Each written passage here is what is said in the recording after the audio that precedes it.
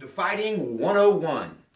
Okay, so we've talked a lot about the basics of footwork.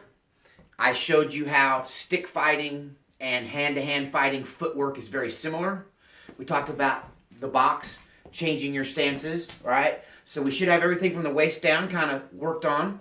The next step now is balance, because you're going to have to pick up your feet.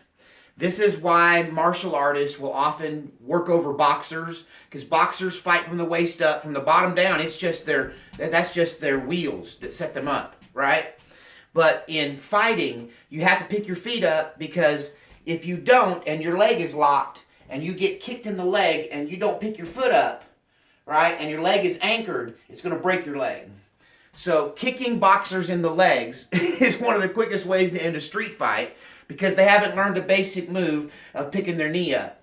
So we're going to talk today about knees and elbows in fighting. And just a reminder, Fighting 101 is specifically for people who are older, or who are very young, who are very new to the martial arts, or who are older when they're picking it up for the first time. And so this art that I'm teaching you is one I designed myself. It's kind of based in Muay Thai and Filipino stick fighting and elements of Kung Fu. And you might even find a little bit of karate in there at times. But it's designed to be, and I designed it for myself because there's longevity in my family. My grandparents lived to be over 100. My mother is 86 and still working full-time. 87, excuse me, and working full-time. And so I knew I would live probably to be older, and here I am, I'm kind of older. And so I wanted to learn a martial art that would benefit me, and I would be capable of using it when I got older if I maintained my body somewhat. So some of you are going to find some of this a challenge if you're physically, if you have physical issues, and I have some physical issues, right? But we work around those. We do the best we can. So the next thing I'm going to teach you is some balance drills before we get into knees and elbows, okay? So like always, we're going to start defensive, and we're going to start from a good foundation and work towards, striking and that sort of thing at a future video, maybe towards the very end of this video. You're going to see how this starts to come together, how what I showed you was stick fighting is very similar to certain moves that I'm going to show you now. Even the wrapping of the elbow around for the smack, okay, with the stick fighting I'm going to show you a way to transmit that into a strike, okay?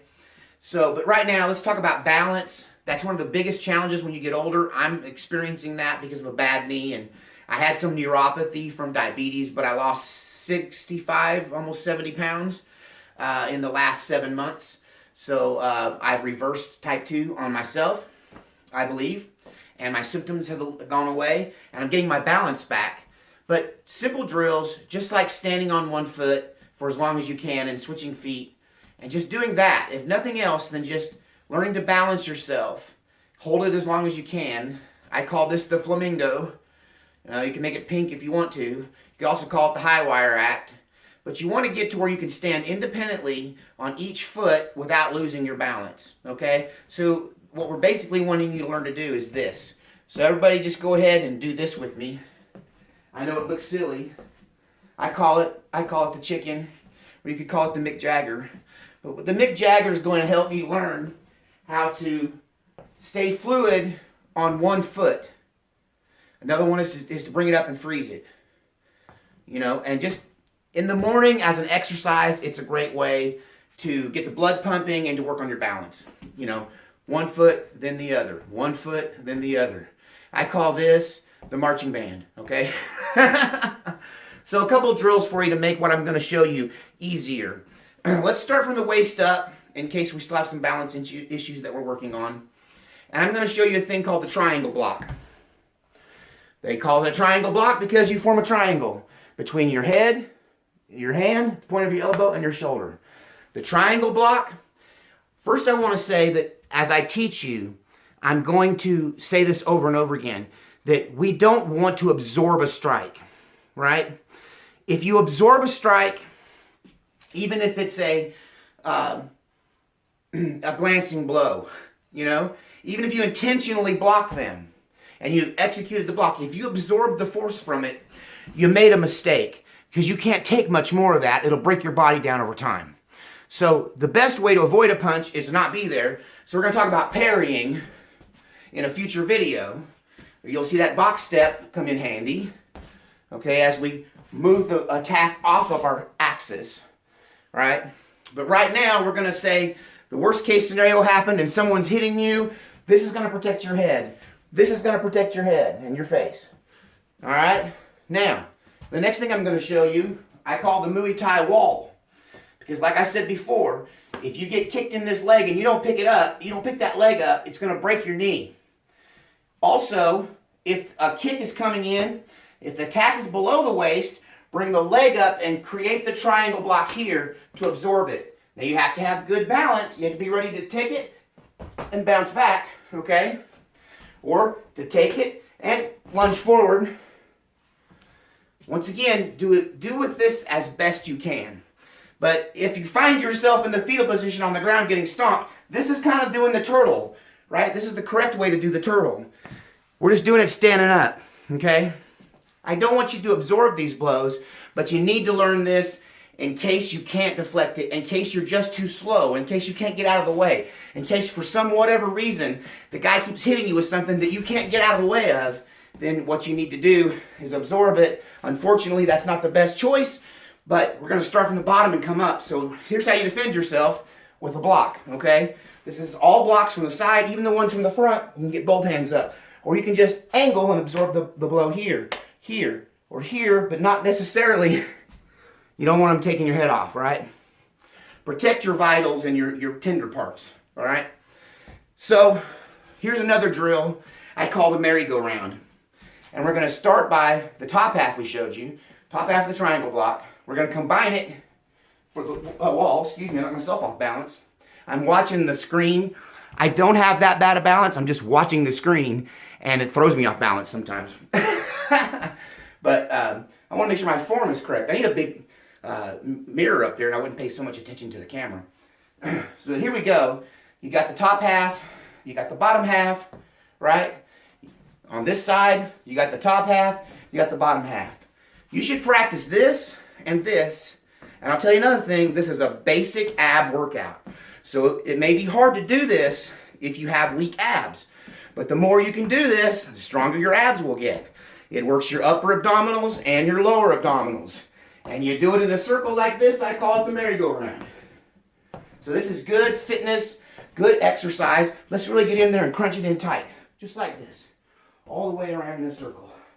Protect myself, protect myself, protect myself. Blows coming from the left, blows coming from the right. Protect myself, protect myself. Okay. Whew. I've had a knee rejuvenation lately. God's been blessing me with that. Thank you guys for praying for me. I can feel it. Okay, so we did the merry-go-round. We showed you some drills. So let's talk about elbows as a weapon. We're going to learn the elbows first, then knees. I hate the knee one, but I got to teach you even though my knee hurts a little. So we're going to start with our elbows. Now, this stance I'm giving you now is a left-handed boxing stance. Okay? This is how most people stand with their weak side forward. Right? I'm going to teach you stuff that starts with your strong side forward. This is something I gleaned from the Tao of Jeet Kune Do. This comes from Bruce Lee's philosophy on fighting. And the idea being that you want to put your strongest weapon in the front. You don't want to put your strong weapon back here and hide it and play these boxer games with your other arm just waiting to at some point hit them. For one thing, that telegraphs you from clear back here. This is what they call the haymaker. What I'm teaching you is how to defend yourself against the haymaker in this video as well. But this is what most people do, okay? I'm going to teach you just to do this, okay? Or this. So let's talk about elbows. You can launch an elbow from either position, but you want to launch it with whatever elbow's up front. If you're more squared off on somebody, this happens sometimes in bar fights. Get back here on the screen. This happens sometimes in bar fights. People want to get up in your chest, right? All you have to do, if your feet are shoulder width apart, right, kind of on your toes, I would blade off on them. But a lot of times if you blade off on somebody, that sets them in fight mode. So I probably would still swivel my hips and appear to be squared off, but not, right, in either one of these positions. I'm a little dyslexic, so I go back and forth, which is a good thing in fighting. But let's just say I've taken my Jeet Kune Do straight blast stance, all right? So I can just, at this point, lean in and fix my hair. See that? Watch it, I'm going to fix my hair. Okay? Everybody fix your hair. This is some grassroots mixed martial arts for folks who are just learning. We're going to fix our hair, okay? Also, see how this is tied to the triangle. From the triangle, you can launch this same elbow. You're going to fix your hair. Ideally, you want this to swing like this, all the way around to this arc, to where you finish at the back of your neck, okay? You're not doing it hard. In fact, you can just do it soft. Be careful if you hit the person in the right place. This could kill them. It could break their neck. It could drive bone matter into their face. This is easily 5 times more powerful than this haymaker thrown punch from the end of your fist. Because this straight line of this intense bone, always remember that this is your target. This is what you want to hit things with. This move that you see in movies, hey buddy, that's what that's good for. That's good for, hey buddy, check that out. That's what that's good for. Don't do that. That's your weakest muscles this way. Your strongest muscles are this way. Just like bowling. We're going to take a little lesson from the bowlers. Always follow through. So this elbow, fix my hair, okay? See, I'm going to fix my hair. Fix my hair. Fix my hair. Another move you might see me do is putting my arms across like this, and it just confuses them so they can't see it coming. That's just one angle. Like your stick fighting, right? That we did in our previous video. If you didn't get that, look at Stick Fighting 101.